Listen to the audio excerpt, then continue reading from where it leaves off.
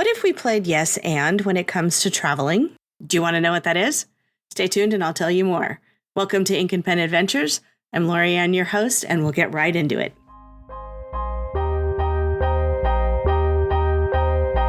Welcome to the Ink and Pen Adventure Podcast with your host, Lorianne. Are you ready for your next adventure? I was just recording a different episode, and I said the words, what if you had a travel partner that said yes and? This goes back to my improv, my theater training days. I really was never much into improv, but yes and is a brilliant exercise, and it is something I do use with my actors and my students on a regular basis, and have discovered that it actually comes around a lot in business as well. Instead of naysaying something, instead of but or however, you say yes, and what if we did this? And you can totally change direction on that. But you're not negating the person's idea that just came before you. You're adding to it, right? What if we launched this program in June? Yes. And in the lead up to that, what if we did this? And then on the tail end of that, what if we did this, right? So you're just trying to move the process forward.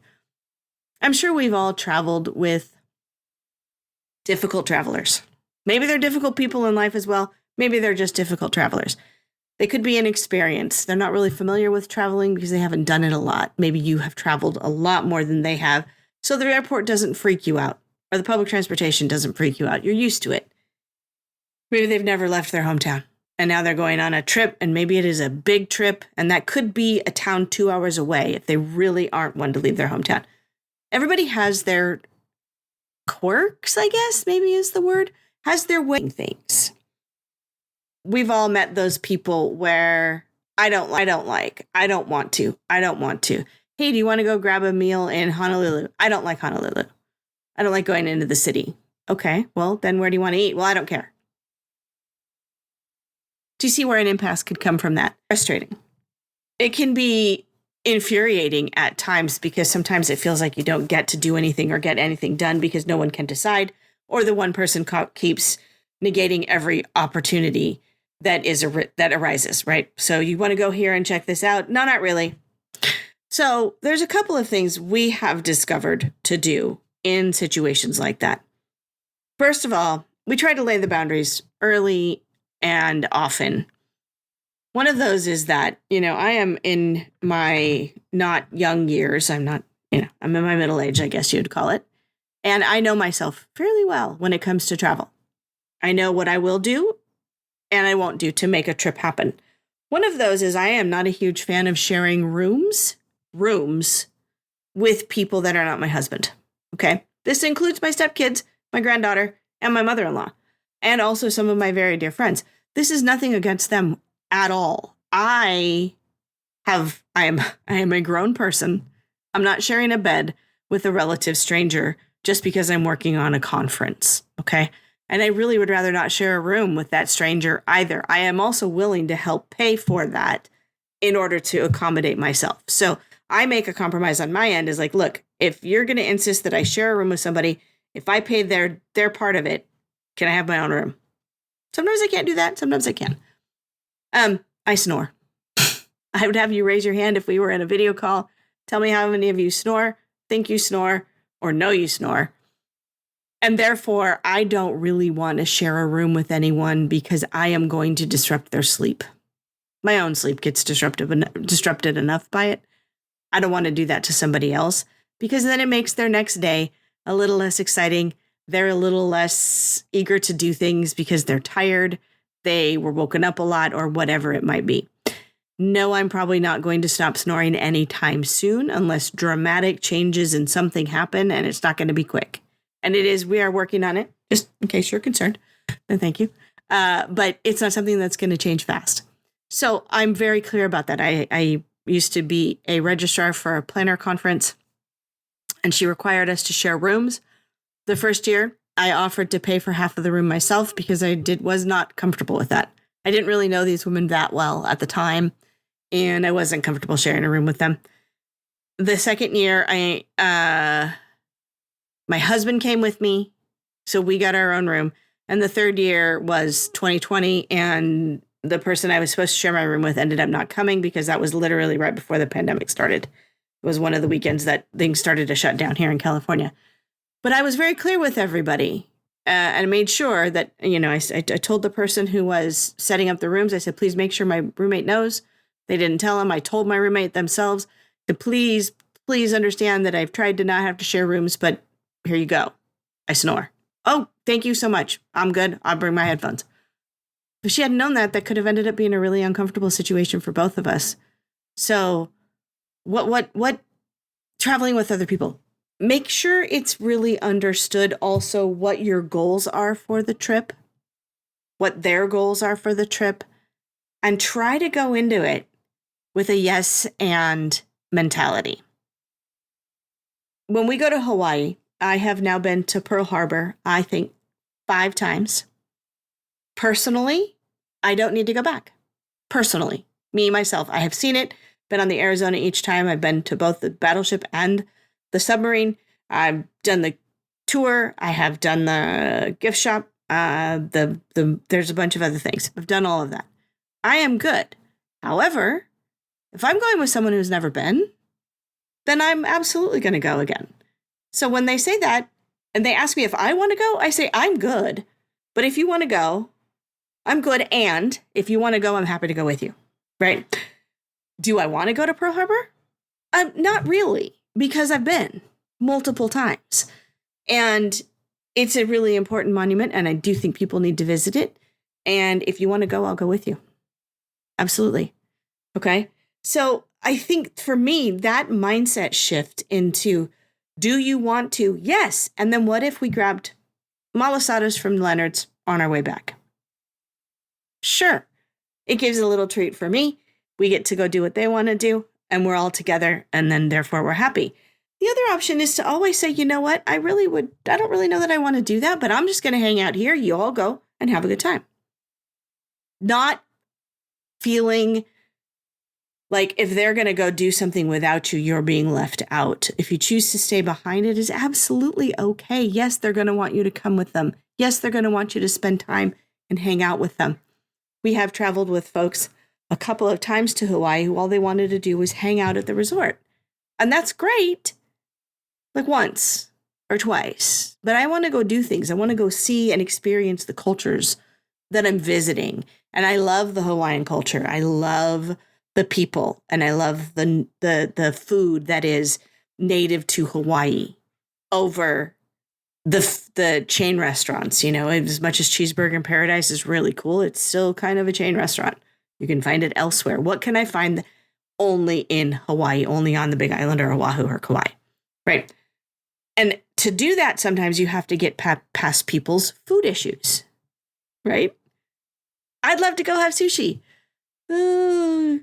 Yes. And can we make sure it has also chicken teriyaki? Because we have someone who doesn't eat fish. And, if I know someone doesn't eat fish, I'm probably not going to suggest sushi. I might bring it up as a list of 3. I could do sushi. I could do Hawaiian food. I could do a burger place. Okay. Or a Mexican place. That way it gives people an option instead of putting out there. And that's another thing. Put out options of things you want to do. It's like, oh, I really want to make sure that I hit this and that. What else do you see on this list? It's a collaborative affair. I think that's the thing I'm probably trying to get to. All of these words later. It's a collaborative affair. If you're lucky to travel regularly with someone you travel really well with, and I am, we are just in sync when we travel. We can tell what each other's feeling. We've been together for 23 years. We travel well together. I know what he likes. He knows what I like. I also know when he's resource deficient, when he's run out of water or food, and he knows the same for me, because often I don't recognize it myself. So getting into sync with your travel partners. So play the yes and game and try to be and work to be collaborative in your travel plans. Now, this may seem like common sense. I realize that. But it also, for some folks, is that they are set in their ways and they want to do it the way they want to do it. And there's really nothing, they're allowed to do that. And we can let them do that. We also don't have to let that diminish our enjoyment of a trip. I think we've all probably been on those trips where something or someone has decided on an action that kind of ruins it for everybody, right? And you kind of can't get past that sometimes. Try really hard. There's a certain location that I'm not really a fan of going back to because of a situation like that. Didn't happen to me personally, but I had to witness it. I had to listen to it. I had to be party to it in ways that I'm not happy about. And I have a real block towards that location. It has nothing to do with that location. It has to do with the person that caused this rift. That's on me. Someone wants to go to that location, I'm going to reconsider it, of course, because I need a better memory. And that's another thing to do when you're looking at where to go and who to travel with. If you've had a tough time traveling with someone in the past, it might be time to be brave and set down some boundaries. Okay? Let's say the last time we did this, I had a few reservations. I had a few issues arrive, come up, whatever. And I'd like to address that because I am feeling less than excited about this, and I really want to get excited about this trip. It's being honest as well. Not every location is going to be your favorite. Not every person to travel with is going to be your favorite. There are people I probably wouldn't travel with again. Right? Not very many, really aren't. It's a very, very small list because it takes a lot for me for you to get on that list. I know that sounds horrible, but there are some, it's like, oh, that was difficult. That was really difficult, and I'm not sure I'm going to be up for that again. However, I am a changing and growing human being, and as I get older, I discover that where a lot of people often get less tolerant, I'm trying to be more tolerant of my surroundings and my life and my people and my situations and everything, because people are really important to me, and so are experiences and adventures, and I can't do one without the other. And I'm going to quote Mel Robbins because I think this theory is really pretty brilliant. It's the let them theory. And if you haven't checked it out, she has a podcast and she talks about it. She has a book she's written. Follow her on Instagram. She talks about it a lot. She's really implemented it strongly in her life. And it's the let them theory, which is learning to understand what you can and cannot control and living within that. You cannot control other people's actions or behaviors. You can control your response to them. So let them do what they're going to do and let me respond the way I feel is appropriate, whatever that may be. Let them go off on their girls' weekend trip, which is one of her stories that she talks about, go off on their girls' weekend trip without me. As I sit and spiral downward, I start to begin to reflect that maybe I haven't been the best in reaching out to them. Maybe I was not even on their radar. They didn't ignore me. It was not even in their world to invite me. Let me reach out to X, Y, or Z and have a coffee date and get to know them again. Get back in. If I really want to be friends with these people, let me get back into that. And then maybe the next time I'll set up the girls' trip. Let me set up the girls' trip, right? Take the control of what you can control. And this goes for traveling as well. The person coughing on the plane, the person cutting in line, the person standing too close to the entrance to the airplane when they're in the last boarding group, but they're lining up there with first class folks because they have to get on that plane. Yeah, it's frustrating. And is it always going to work? No, but let them do what they're going to do. Your energy will pay off in the end. It really will. So yes, and try yes, and try collaboration. And just let them do what they're going to do and let you take control of what you can control. And I wish you a very, very good trip on wherever your next journey may take you. I'd love to know. I also love to know what you think of this idea and anybody who has done improv or played the yes and game. I call it a game. It's not really a game. It's like an activity. In anything other than theater, I would love to hear about it because I think it is an interesting approach to this that dawned on me literally while I was recording another version of this topic. And so I thought, well, I'll do that instead. So yes, and collaboration and let them. And I wish you a bon voyage.